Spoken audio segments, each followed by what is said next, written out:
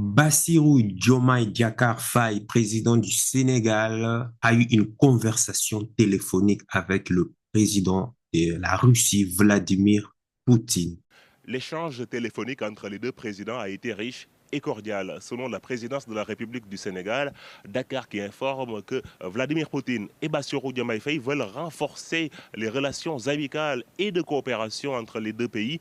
Le Kremlin informe que cette coopération concerne plusieurs secteurs, notamment d'ordre économique, à savoir les énergies, l'agriculture, mais aussi les transports. Le Kremlin qui veut renforcer la présence des entreprises russes au Sénégal. Les deux présidents ont également abordé la question du Sahel. On le sait tous, la Russie est de plus en plus présente dans cette région et noue une coopération stratégique avec des pays comme le Burkina Faso et le Mali dans la lutte contre le terrorisme.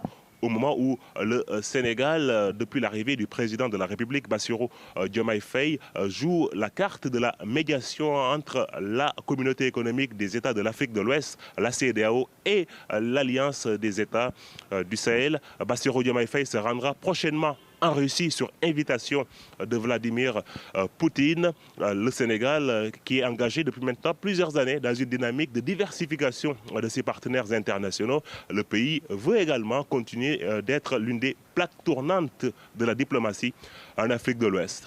Alors, d'après le département média de Kremlin, Bassirou Diomaye Faye, donc Vladimir Poutine a eu une conversation téléphonique avec le président de la République du Sénégal, Bassirou Diomaye Faye, à l'initiative du Sénégal.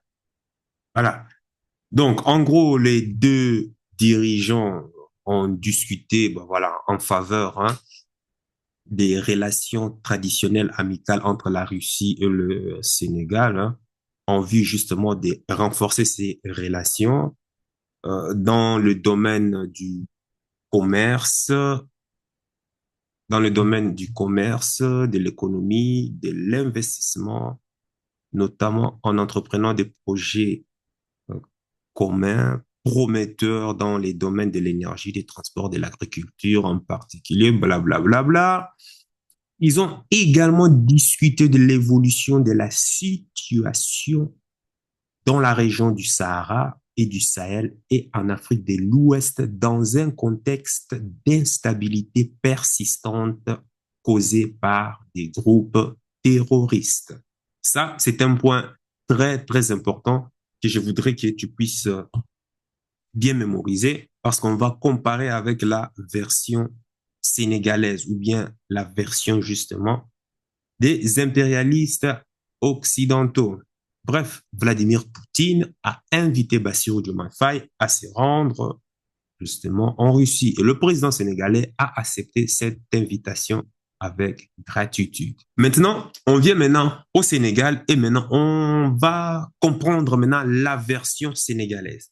Révélation, ils disent, révélation de l'entretien téléphonique entre Bassirou Diomaye Faye et Vladimir Poutine. Le président Bassirou Diomaye Faye et son homologue russe Vladimir Poutine ont échangé hier par téléphone sur des initiatives de coopération en matière de lutte contre le terrorisme en Afrique. Cet entretien téléphonique témoigne d'une volonté partagée de renforcer les partenariats stratégiques entre Dakar et Moscou, notamment face à des défis sécuritaires croissants sur le continent africain. Selon le service de presse du Kremlin, le président Vladimir Poutine a profité de l'occasion pour inviter le président Diomaye Faye à effectuer une visite officielle en Russie. Une invitation acceptée avec enthousiasme par le chef de l'État sénégalais.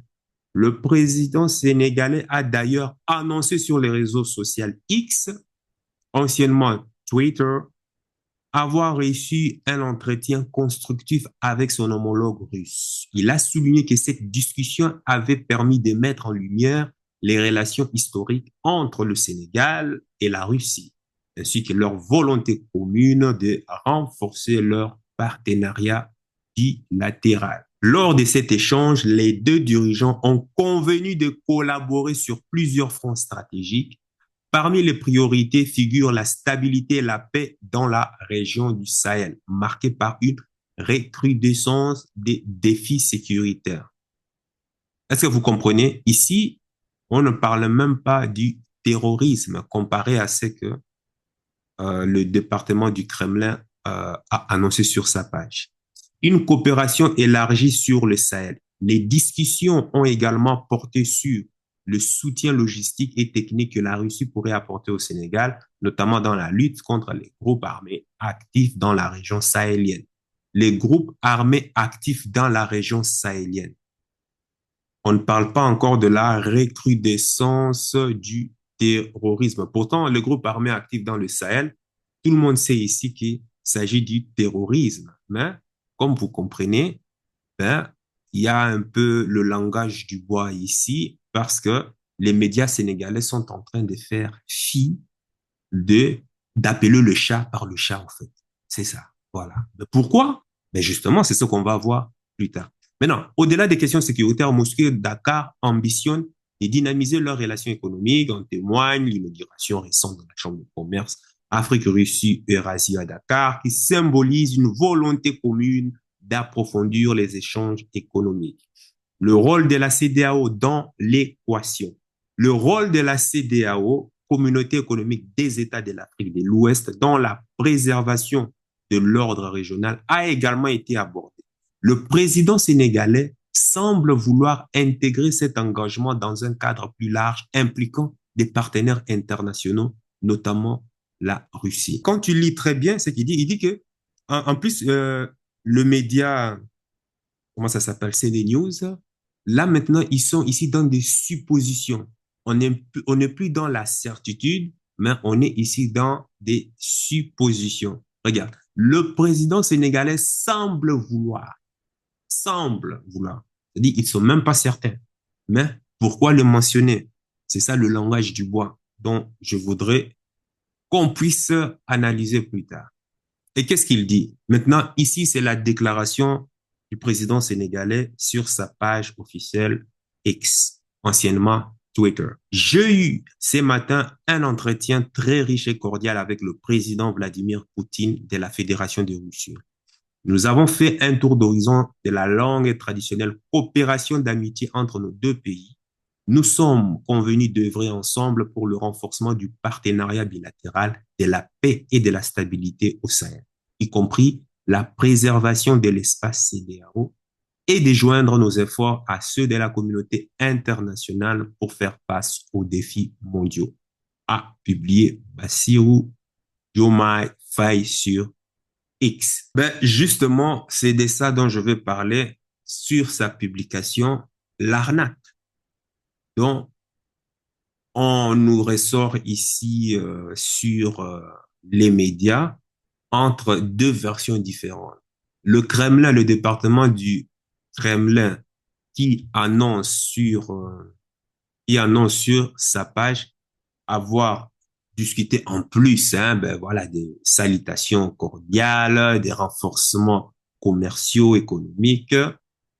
On parle de Vladimir Poutine aurait parlé, discuté aussi de la stabilité dans la région du Sahara et du Sahel dans un contexte d'instabilité persistante causée par des groupes terroristes. Le Kremlin a précisé groupes terroristes, mais quand on voit CNews et puis tous les médias des grands chemins, ils font fi de parler des problèmes des groupes terroristes, y compris le Dakar, mais on parle simplement des groupes armés sévissant au Kremlin. Mais qui sont ces groupes armés? Pourquoi ils ne veulent pas appeler le chat par le chat? Et en plus, le plus, c'est-à-dire euh, la série sur les gâteaux, c'est que Bassirou Diomaye Faye persiste sur le fait qu'ils ont parlé avec Poutine de la préservation de l'espace CEDEAO. Voilà l'arnaque dont je voulais qu'on puisse vraiment discuter ici. Donc, c'est ça l'arnaque. Parce que les partisans de Bassirou Diomaye Faye insistent sur la préservation de l'espace CEDEAO. Et c'est ces petits détails qu'on ne retrouve du tout pas sur les médias russes. Maintenant, moi, je voudrais savoir quel intérêt a la Russie pour que la CEDEAO soit maintenue? Est-ce que la Russie a un partenariat particulier avec la CEDEAO? Mais franchement, je ne sais pas. Peut-être que, enfin, moi, je suis en train de m'interroger. On s'interroge là. Est-ce que la Russie a un siège au sein de la CEDEAO, comme c'est le cas avec l'OTAN, Israël, la France et même des représentants de l'Union européenne au siège permanent des grandes décisions de la CEDEAO? C'est supposé être la CEDEAO, Communauté économique des États d'Afrique de l'Ouest, n'est-ce pas?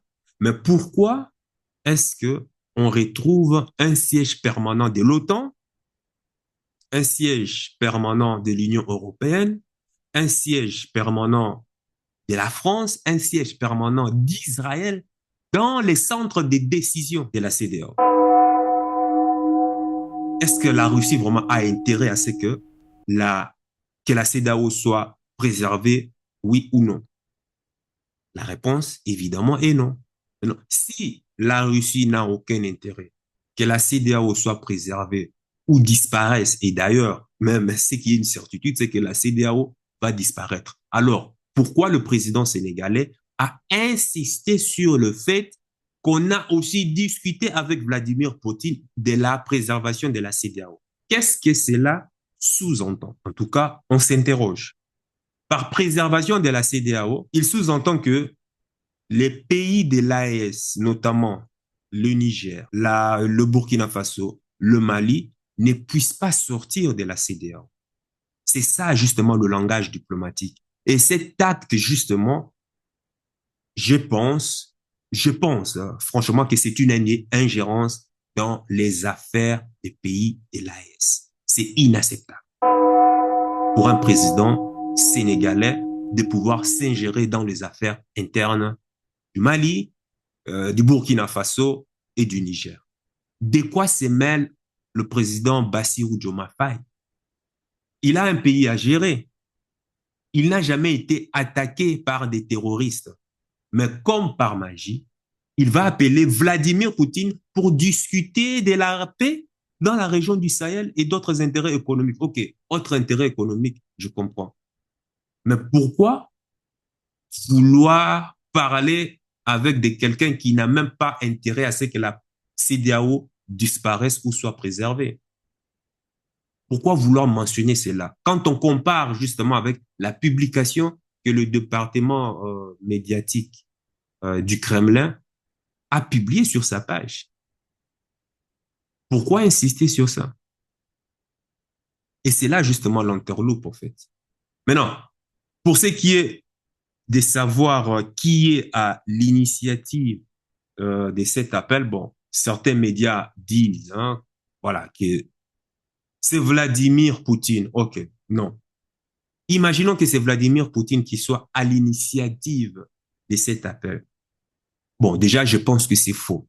Hein? Même si, admettons que Vladimir Poutine aurait pris l'initiative de le faire, Vladimir Poutine lui aurait simplement demandé des comptes rendus sur l'assassinat des soldats russes et maliens en patrouille à Tinzaouaten et des civils dans le nord du Mali. Donc, tous ces armées, tous ces civils ont été tués par une embuscade qui a été initiée par l'armée ukrainienne, donc l'OTAN, donc les pays occidentaux, qui avaient été hébergés où? Au Sénégal, en Algérie. On se souvient des sauts de joie de l'ambassadeur de l'Ukraine au Sénégal, se réjouissant de ces massacres, et qui a même encore dit que nous referons encore d'autres meurtres pareils. Il ne se gênait pas. Et ils ont publié sur la page officielle de l'ambassade de l'Ukraine au Sénégal que nous sommes contents de ces massacres. Mais où étaient hébergés ces assassins, ces terroristes? Au Sénégal, en Algérie. Ces jours-là, c'était d'ailleurs c'était en été. On se souvient tous de ça. Lorsque les dirigeants et plein d'autres autorités s'est réjoussaient, même les médias des grands chemins se sont réjouis à pouvoir relayer l'information comme du miel. Qu'est-ce qu'a fait le Sénégal pour réprimander ou bien pour sanctionner l'ambassadeur de l'Ukraine au Sénégal? Qu'a fait le Sénégal? Rien du tout, à part publier un communiqué comme quoi nous avons demandé à l'ambassade de ne pas s'ingérer dans les affaires internes du Mali. C'est tout. Est-ce qu'on a entendu des ruptures diplomatiques entre le Sénégal et l'Ukraine dues à cet acte de terrorisme et surtout que le Mali et le Sénégal sont le même peuple de l'ancien empire du Mali? Nada. Si c'était d'autres pays qui ont plus de dignité, qu'est-ce qu'ils allaient faire?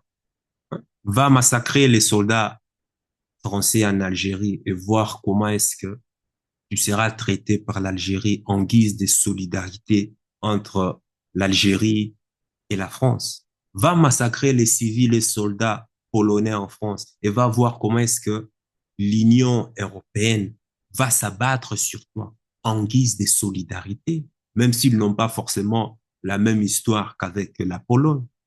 Va massacrer ou bien va tuer les militaires finlandais et autres. Va voir comment est-ce que les pays scandinaves ou bien l'Union européenne va s'unir pour pouvoir justement te réprimander et te sanctionner dans tous les termes. Mais quand il s'agit d'un pays voisin, frère, là, on ne voit même pas le Sénégal broncher ou bien lever son doigt. On se contente simplement d'un communiqué prompt, d'un communiqué innocent juste pour pouvoir sauver la face.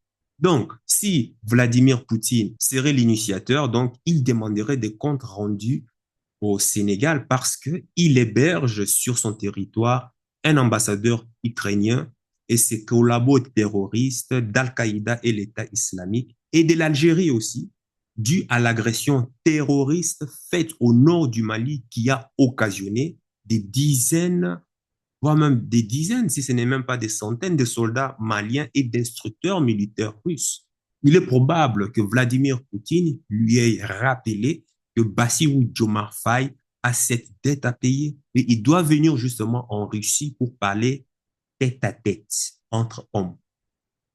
Surtout que dans le contexte actuel où l'empire du mensonge est en train de trembler carrément devant Oruchnik, hein, le fameux missile intercontinental non atomique qu'a testé Vladimir Poutine sur l'Ukraine pour leur envoyer un message clair et prompt de faire attention. Eh bien, tout le monde actuellement en Occident est en train de trembler. L'Occident, les États-Unis et autres n'ont pas les moyens financiers pour pouvoir faire une guerre longue, une guerre de plus d'une semaine. Ils n'ont pas les moyens financiers. Ils ont peut-être les moyens financiers pour faire une guerre d'une semaine et autre, mais quand une guerre dure 1 mois, 2 mois, ils seront ruinés. Voilà pourquoi ils ne veulent pas l'escalade. Maintenant, quand Vladimir Poutine appelle le président du Sénégal et lui demande de venir, il n'a pas d'autre choix. Bassirou Diomaye Faye n'a pas d'autre choix que d'accepter parce que, voilà, Bassirou Diomaye Faye est un vassal des impérialistes occidentaux. Dans le communiqué de Bassirou Diomaye Faye, il n'insiste pas sur l'instabilité permanente des actions terroristes que le Kremlin a insisté sur ces points.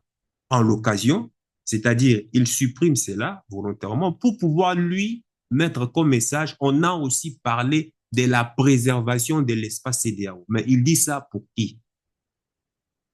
Donc, si tu comprends quelque part, en parlant de CEDEAO, forcément, il envoie un message ici clair aux Occidentaux, à l'OTAN, à la France. Pourquoi ne pas préciser le point de l'instabilité permanente causée dans le Sahel par des groupes terroristes? Parce que de toute façon, tôt ou tard, il doit rendre compte au meurtre des instructeurs russes au Mali par justement ces terroristes qui avaient été hébergés au Sénégal et puis en Algérie. Il doit rendre compte de cela. Mais ça, l'avenir nous le dira forcément. La deuxième hypothèse, bon, disons que c'est Bassirou Diomaye Faye qui aurait pris l'initiative. Mais de quoi est-ce que Bassirou Diomaye Faye va parler, va discuter avec le président Vladimir Poutine, alors qu'on sait que le président sénégalais est le garant de la politique de la France-Afrique, politique de la paupérisation de l'Afrique au profit justement des puissances impérialistes occidentales. Bon, maintenant, soyons clairs, hein, je ne dis pas que, bon, parce que il est le vassal de la France-Afrique, ça veut dire que le Sénégal ne peut pas avoir des relations que ce soit commercial ou économique avec la Russie. Non, loin de là. Mais en voyant d'abord ici dans le contexte actuel, dans le contexte actuel.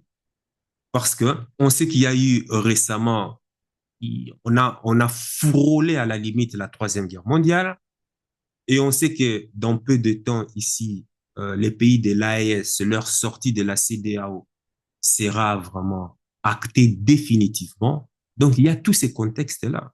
Pourquoi seulement maintenant? Est-ce pour tenter une médiation entre la Russie et le pays occidentaux, les pays de l'OTAN? Ben, pourquoi cette question? Tu le sais sans doute, hein? Ben, voilà.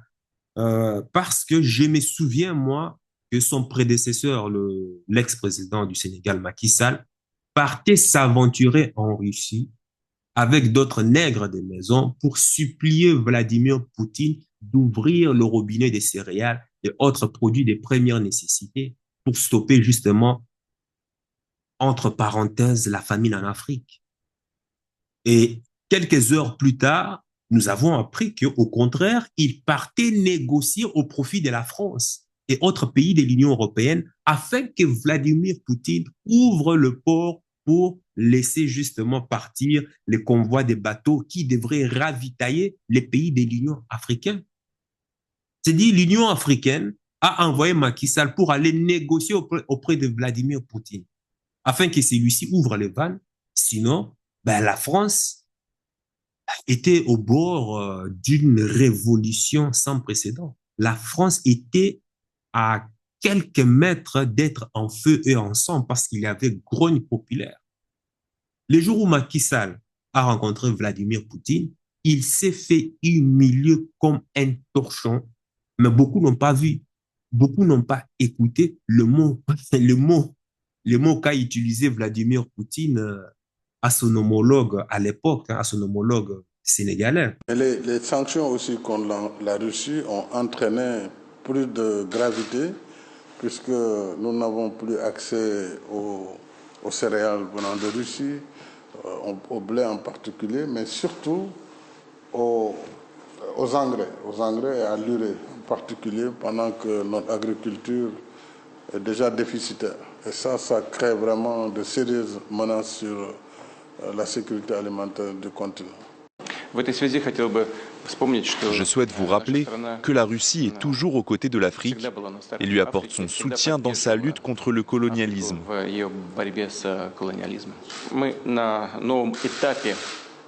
Nous sommes dans une nouvelle étape dans nos relations et nous apportons une attention particulière au développement de ces relations. C'est exactement ça. Donc, Macky Sall parle d'agriculture et de céréales parce que, soi-disant, l'Afrique a faim, mais Vladimir Poutine n'est pas né de la dernière pluie. Il a tous les renseignements sur le dossier Macky Sall.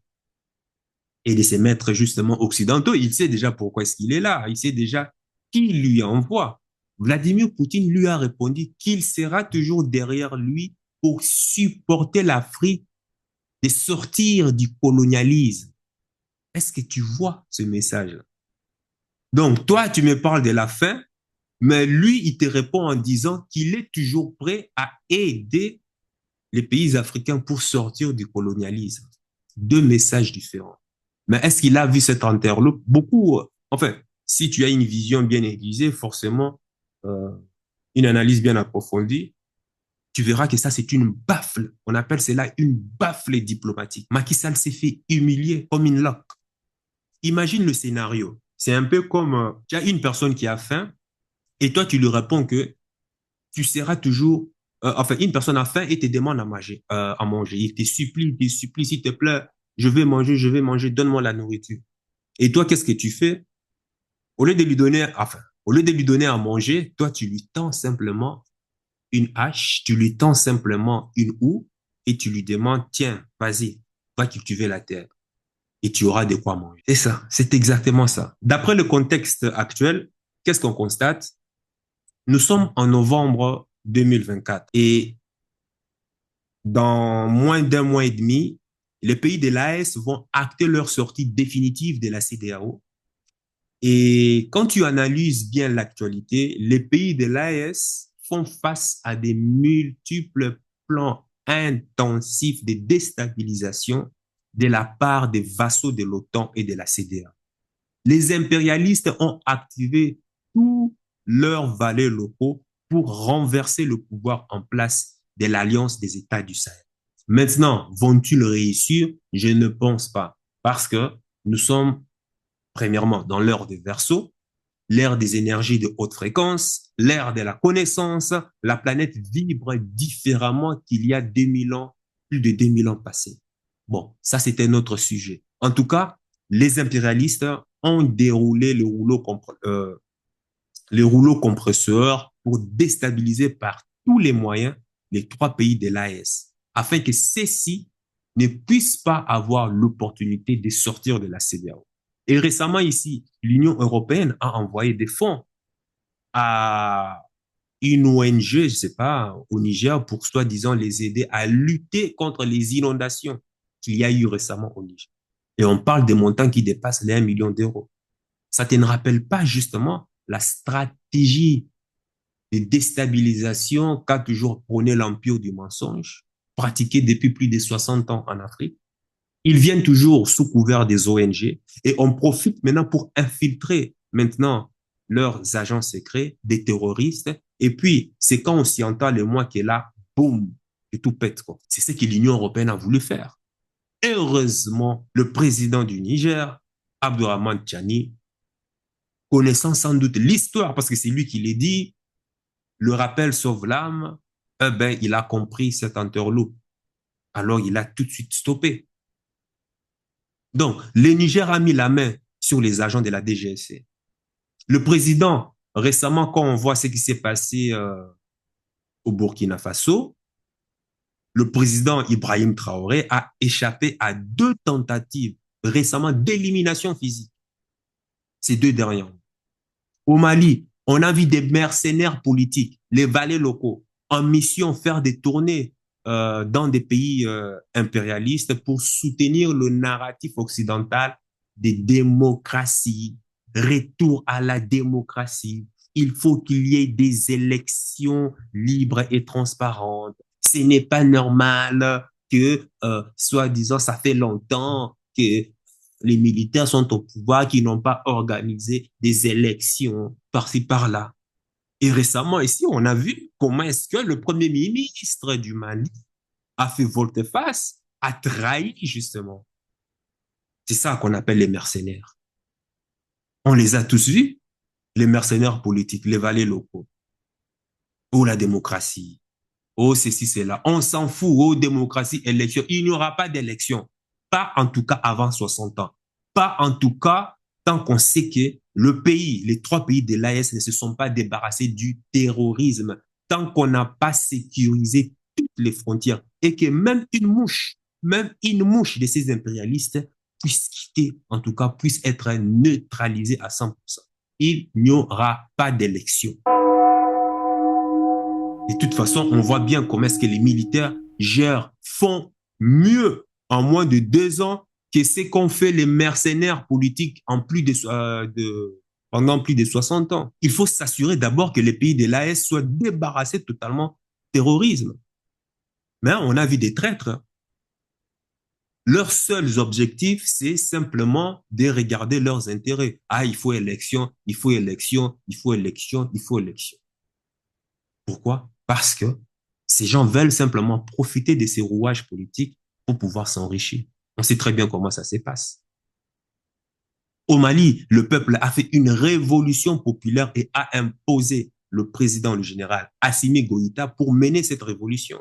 Le peuple malien et le peuple africain, combattant pour la souveraineté totale de l'Afrique, soutiennent fermement et activement et intensement et passionnément les autorités militaires en place au Mali, tant qu'ils continuent à œuvrer pour la souveraineté totale de l'Afrique. Oui, je les soutiens. Nous les soutenons. Maintenant, face à tout cela, tout le plan de déstabilisation physique, les terroristes actifs par-ci, par-là, les mercenaires politiques, les valets locaux qui sont aussi actifs à leur côté, et sans parler encore aussi des terroristes médiatiques, les médias des grands chemins qui sont actifs aussi. Bref, toutes les tentatives pour venir à bout du pouvoir de pays de l'AES, jusqu'à présent, ça a échoué. Et comme tu le sais, l'empire de mensonges a toujours un tour dans son sac. L'objectif est de maintenir le pays de l'AES dans la fameuse et moribonde CEDEAO. Or, la CEDEAO est une branche de l'Union européenne et des Américo-anglo-saxons qui s'occupent justement de voler, de piller les richesses sous-sol africaines. Souviens-toi de ce qu'a dit Macron lorsque le général Abdourahmane Tchani avait mis de côté l'ancien président hors d'état de diriger le pays, justement. Qu'avait dit Macron? De son côté, la France étudiera toute demande d'appui militaire à la CEDEAO. C'est ce que l'Élysée a fait savoir hier soir. Alexandre Chauveau, Emmanuel Macron, bien qu'à Brégançon, suit évidemment la situation de très près. Oui, le chef de l'État a organisé un appel hier soir, quelques minutes après la publication du communiqué de la CEDEAO, avec les ministres concernés, ses équipes et notamment l'ambassadeur de France à Niamey. Point de situation depuis Brégançon, donc, où Emmanuel Macron s'entretient également avec ses partenaires européens et américains, ainsi qu'avec ses homologues de la CEDEAO. Paris soutient ainsi l'ensemble des conclusions adoptées à l'occasion du sommet extraordinaire de la CEDEAO à Abuja, y compris la décision d'activer le déploiement d'une force en attente. C'est ce qu'indique le Quai d'Orsay, car Paris a toujours estimé qu'une option militaire devait rester sur la table depuis le coup d'État du 26 juillet. La ministre des Affaires étrangères, Catherine Colonna, a martelé qu'il s'agissait du coup d'État de trop dans la région et fait valoir que le rétablissement de l'ordre constitutionnel était crucial pour ce pays et ses voisins, aux prises avec les mouvements djihadistes et l'influence russe du groupe Wagner.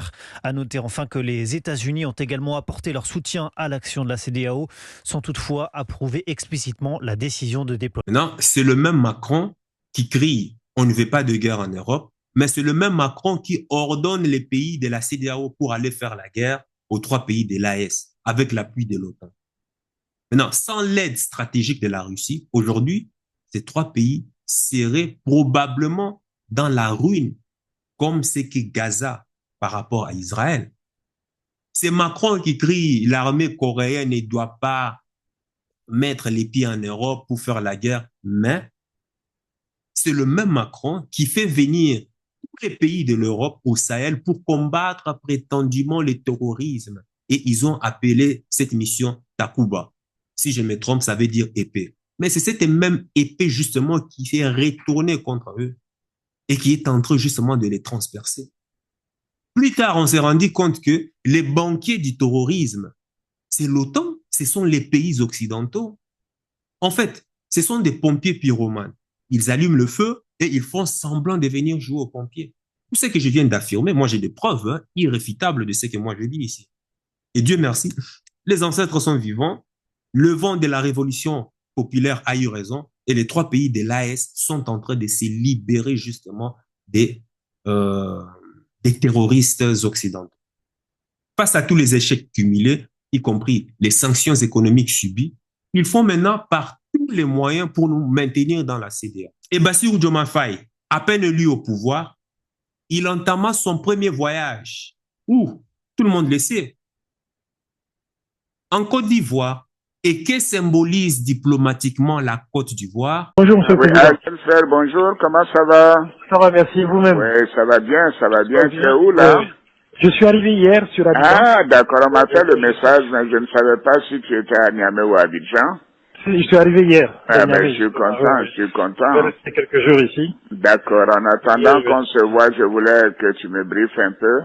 Oui, parce oui, que oui. Je vois le président de la commission aujourd'hui avant qu'il n'aille au Burkina. D'accord. Voilà, Okay. comment les choses se passent au Mali?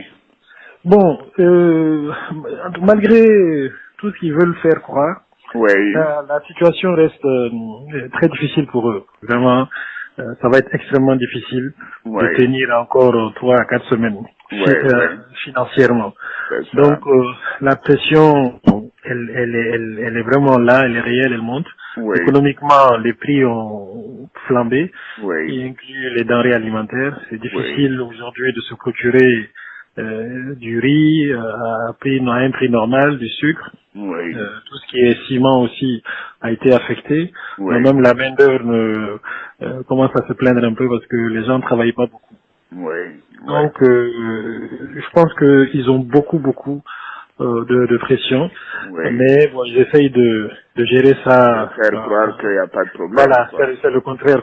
Mais c'est vraiment, on voit qu'ils n'ont pas d'économistes parmi eux, quoi. Comment c'est ça. ceux qui vont un pays qui a 30 à 40% de son budget financé par l'extérieur? Oui. Ils pourront payer les salaires 1 ou 2 mois, mais c'est tout. Après, ils pourront même plus payer les salaires.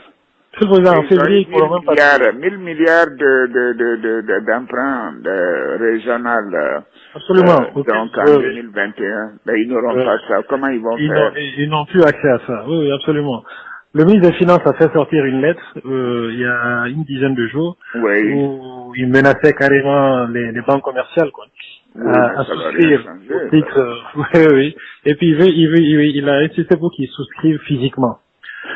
Donc ils mettent un peu de pression sur les banques où l'actionnariat malien est le plus important, quoi. Sur la BMS. La Banque de solidarité et puis la Banque de développement. Voilà. Bon, c'est terrible. C'est la seule, je pense que maintenant, Choguel a pu trouver un moyen de faire adhérer une bonne partie de la population à un combat que lui seul est en train de mener, quoi. Maintenant, c'est le combat contre la France, c'est le combat contre l'Occident. Donc, il y a un certain nombre de gens qui sont derrière eux pour ça. Mais qui commencent aujourd'hui à réaliser que économiquement, financièrement, ça ne va pas, ça ne peut pas aller. Mais ils sont idiots. La Russie est la 11e puissance économique aujourd'hui. La Russie n'a même pas les moyens du Canada ou de la Corée. Vraiment, c'est pas la Russie qui va régler leurs problèmes. C'est vraiment, on doit être des naïfs et des ignorants. Ils sont très naïfs. Ils sont vraiment très, très naïfs. Et il n'y a pas de gens qui réfléchissent autour d'eux et puis sur ces aspects économiques-là. Mais la réalité vraiment est en train de les rattraper. Là, je pense qu'ils seront écrasés par ça d'ici 2 semaines maximum. Je comprends pas. On dirait qu'ils sont tombés sur la tête. Oui. Et puis, c'est pas Choguel l'élément vraiment important. Hein. Ils le prennent plus au sérieux, mais c'est plutôt, ils l'utilisent. Mais c'est surtout le ministre de la Défense et le ministre de l'Intérieur. Oui, en tout cas, la Défense, j'ai toujours su qu'il était un peu, le plus jusqu'au boutiste, quoi. Oui, c'est un rusophone. Il pense que quand il va voir que la Russie peut pas les aider, en dehors de leur faire des promesses et d'envoyer quelques vieux matériels, écoute, je suis en train de faire un point. Bon, si j'ai l'occasion. Oui, non, j'essaierai de te voir ça avant de, je pars, je crois, c'est mercredi ou jeudi, mais je ferai tout pour te voir. D'accord. Avant de voyager, on a le sommet à Accra le jeudi, et bon, là, c'est là qu'on parlera du Mali et de la Guinée. Et puis, ensuite, je continue sur Addis Abeba. Je ferai tout pour te voir avant. D'accord, monsieur le Président, ça me fait plaisir. Voilà. Si tu as une information urgente, n'hésite pas de m'appeler. Hein. D'accord. Voilà. Merci beaucoup. Merci, monsieur le Président. Merci bien. Bon après-midi. Bon courage. Merci. Hein. Merci bien. Merci bien. Et moi, la réponse en bas. Ça montre bien que Bassirou Diomaye Faye n'est pas là pour la souveraineté de l'Afrique, mais il est là pour la continuité de la politique de la France-Afrique. Il a qualifié le président de la Côte d'Ivoire de grand démocrate. Ce sont ses propres mots. Monsieur le Président, je tiens aussi à mon tour à vous renouveler mes remerciements pour l'accueil fraternel et l'hospitalité généreuse qui ont été réservés à moi et à ma délégation. Sachez, Monsieur le Président, que je suis venu d'abord rendre visite à un aîné, le président Ouattara, et ensuite vous renouveler les relations d'amitié fraternelle et de coopération conviviale que nos deux pays ont toujours eues.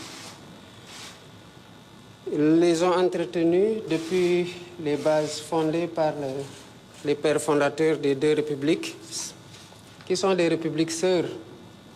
Et cela a été l'œuvre des présidents Léopold Sédar Senghor et Houphouët-Boigny. D'ailleurs, j'ai saisi cette occasion pour saluer le leadership et les efforts considérables que vous faites, que vous déployez dans le renforcement de la stabilité et de la démocratie, ainsi que de la promotion du développement en Côte d'Ivoire.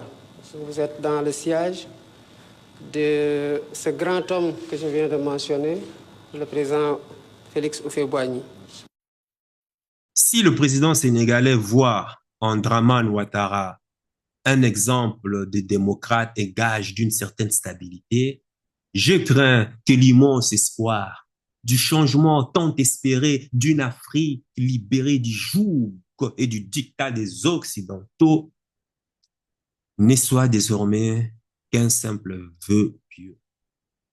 Donc, Bassirou Diomaye Faye et ses complices pyromanes de la CEDEAO veulent nous maintenir dans la CEDEAO pour nous appauvrir, pour nous ruiner, pour nous massacrer, pour nous violer. Ils sont prêts à utiliser tous les moyens possibles pour y arriver. Et d'ailleurs, observe comment est-ce que les médias des grands chemins, France 24, TV5, RFI, sont en train de relayer l'information avec enthousiasme et plein de zèle. Ceci te montre bien que l'ordre vient de l'Élysée. Bien sûr, à toi, bien sûr, on va essayer de te vendre l'idée que c'est l'occasion pour Bassirou Diomaye Faye de, soi-disant, multipolariser les relations avec la Russie et tous ces blabla là con. Bref, mais ici, nous savons que Bassirou Diomaye Faye a reçu l'ordre, en tout cas de Paris, d'activer justement la carte joker. En tout cas, c'est probable. Je n'ai pas de preuves, mais c'est probable. La carte joker de l'appel téléphonique à la Russie. Et de ce fait, Bassirou Diomaye Faye est en train justement de s'ingérer dans les affaires des pays souverains que sont le Burkina Faso, le Mali et le Niger. Et ça, c'est inacceptable. Si vous faites le contraire de ce que les impérialistes occidentaux veulent, on voit tout de suite comment est-ce que les médias se comportent. Regardez comment est-ce que les médias, la désinvolture, la mythomanie, lorsqu'ils se comportent lorsque le Burkina Faso font une action positive. Mais de l'autre côté, on est en train de dénigrer. Ils vivent dans le déni. Quand le Niger ou le Mali font des exploits, des prouesses incroyables qu'aucun autre gouvernement dans ces pays n'a fait depuis plus de 5 ans. Mais de l'autre côté, on est en train de minimiser cela. On est en train toujours de montrer la petite baisse, même quand on a dit déchiré, ah, ce n'est pas bon. Mais par contre, lorsque vous faites justement, lorsque vous propagez, vous respectez leur narratif, lorsque vous faites exactement ce qu'ils disent, là, ils sont prêts à vous peindre dans, enfin, c'est-à-dire à vous caresser dans le sens des poils, à toujours vous mettre sur le grand plan. Ça, c'est le média des grands chemins. C'est comme ça que tu dois comprendre c'est comme ça que tu sais quand une personne est un vassal ou pas. Regarde. Donc, Bassirou Diomaye Faye prétend déclarer que la CEDEAO, c'est la famille et que nous devons rester dans la famille. Mais moi, je réponds, c'est quel genre de famille? Quel genre de famille peut-on nommer cela? Une famille gérée par l'État profond français, une famille dictée par le bon vouloir de Macron, une famille entre les mains de Joe Biden, une famille à la merci des Occidentaux, une famille où ton pays et tes acolytes étaient justement prêts à entrer en guerre contre les pays de l'AES. Non, ça, il faut arrêter. Bassirou Diomaye Faye doit s'occuper du problème du Sénégal. Le Sénégal est le QG des puissances impérialistes, alors il s'occupe à gérer ces pays avec eux. D'ailleurs, il a remporté haut la main les élections législatives. Bravo, bravo. Félicitations, franchement, félicitations, c'est très bien mérité. Maintenant, il faut s'occuper maintenant du problème du Sénégal. Ça va? Il faut s'occuper à respecter le programme, c'est-à-dire à respecter le choix du peuple. C'est pourquoi on vous a voté. Respectez ce programme. Par contre, dire que vous allez vous occuper des affaires de l'AES, ça c'est inacceptable. Qui a donné le mandat à Bassirou Diomaye Faye pour s'occuper des problèmes de l'AES? La réponse, vous la connaissez. Ça, c'est une ingérence dans les affaires des pays souverains. S'il continue ainsi, je pense que les pays de l'AES doivent aussi répondre sévèrement au maître de Bassirou Diomaye Faye. Parce que dans le contexte, l'émissaire de Bassirou Diomaye Faye, Abdoulaye Bassini, a échoué de tenter d'amadouer les pays de l'AES de rester dans la CEDEAO. On a tous vu cela. Maintenant, face à cet échec, Bassirou Diomaye Faye appelle le président Vladimir Poutine. Il a demandé à Vladimir Poutine de faire pour que le pays de l'AES ne sorte pas de la CEDEAO. Mais entre nous, est-ce que ça, ce n'est pas une insulte? Depuis quand Assimi Goïta s'est mêlé des affaires du Sénégal? Quand est-ce que vous avez vu Ibrahim Traoré s'est mêlé des affaires de la Côte d'Ivoire? Quand est-ce que vous avez entendu Abdourahmane Tiani parler au dur de la France pour qu'il libère le Sénégal à rejoindre, ou bien qu'il demande au Tchad à rejoindre l'AES ou ce genre de trucs? Depuis quand avez-vous entendu parler ou bien avez-vous entendu les autorités de l'AES appeler la France pour leur parler du Sénégal, tant bien même que le Sénégal abrite dans son territoire des terroristes qui déstabilisent l'AES? Pourquoi une telle ingérence du président sénégalais? L'acte qu'a fait Bassirou Diomaye Faye, ça subcommunique que Vladimir Poutine est notre papa, que Vladimir Poutine est notre maître.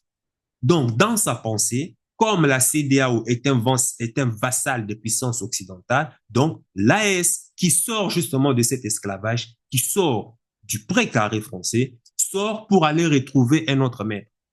Et ce maître, c'est qui? C'est Vladimir Poutine. Comme aucun pays africain ne peut évoluer seul, il lui faut toujours un maître à ses côtés, n'est-ce pas? Alors, on va justement sonner le prétendu nouveau maître qu'on pense être Vladimir Poutine pour qu'il influence ses esclaves qui sont, ça c'est dans la mentalité de Bassirou Diomaye Faye et ses maîtres, qu'il influence les esclaves, donc les 3 pays de l'AES, qui sont sortis de cet enclos, à retourner dans l'enclos, à rester toujours dans le précaré français.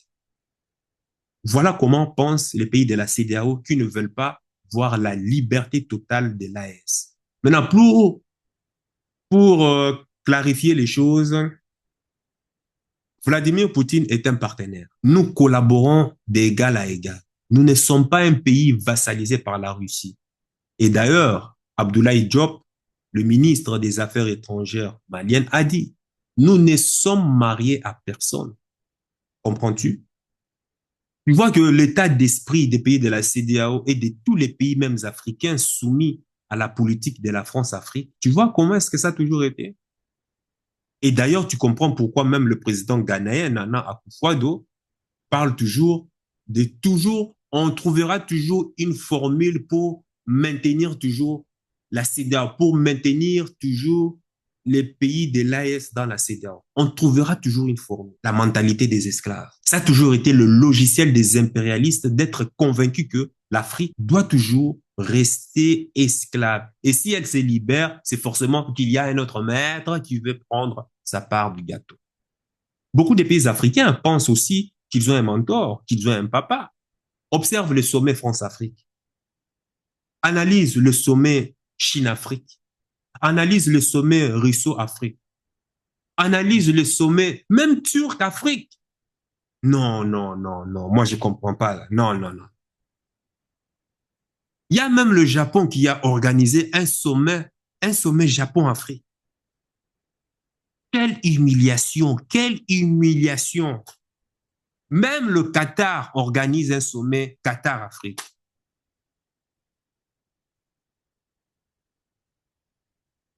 Quelle humiliation.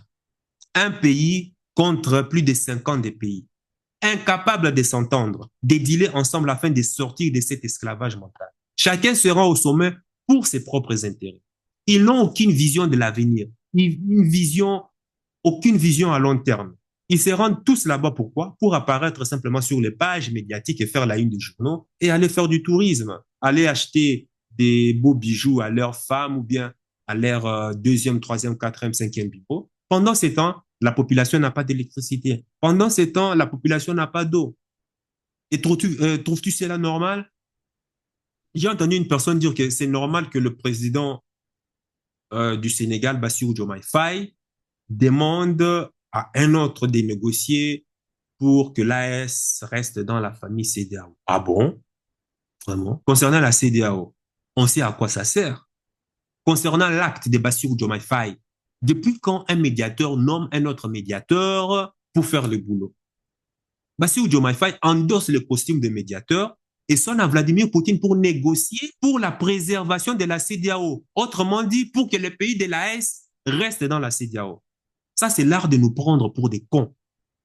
Quand la CEDEAO a volontairement assassiné nos enfants, nos femmes, avec leurs sanctions économiques, leurs sanctions commerciales, où était Bassirou Diomaye Faye? Où étaient tous les Sonko et autres là? Ok, il était à la rue, ou peut-être qu'il était en prison. Donc, venir négocier pour qu'on reste, alors que tu fais semblant de nier volontairement le passé qu'a subi les pays de l'AES, ça, c'est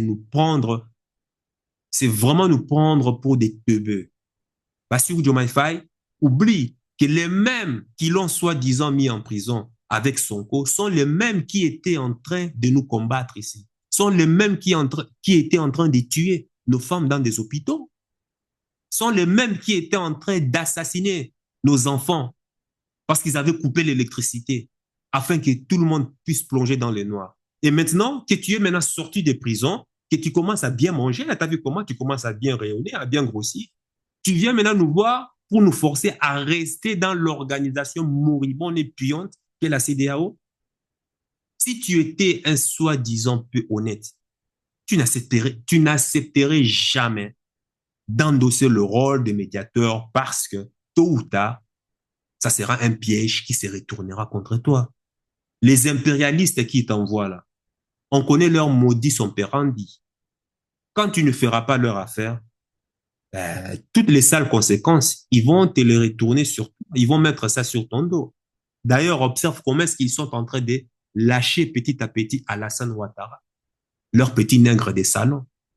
On sait comment Alassane Ouattara a voué toute sa vie, son âme, pour eux. Mais regarde comment est-ce qu'on est en train de l'abandonner là. Comment Bassirou Diomaye Faye, le président du Sénégal, peut avoir le culot de demander au pays de l'AES de rester dans la CEDEAO, alors que cette même CEDEAO nous oppresse, nous assassine, nous déstabilise. Mais c'est quel genre de comportement ça? Mais franchement, pour qui est-ce qu'on nous prend? Bassirou Diomaye Faye doit s'occuper des affaires du Sénégal et de ses maîtres impérialistes et laisser les affaires de l'AES et ceux qui ont choisi la liberté continuer leur combat. Bassirou Diomaye Faye est dans la duplicité comme tous ses prédécesseurs à la tête du Sénégal. Depuis Senghor jusqu'à Macky Sall, les présidents au Sénégal ont été incapables d'assumer le courage de sortir de la politique de la France-Afrique, d'arracher la souveraineté militaire, d'arracher la souveraineté économique, de combattre contre la souveraineté politique des puissances impérialistes qui contrôlent les pays depuis 1636. Le Sénégal est aujourd'hui la base arrière du terrorisme, la base arrière de l'Ukraine, la base arrière de l'OTAN. Il est sous occupation militaire, néocolonialisme ou otanienne, alors que les dirigeants nous avaient promis la rupture totale.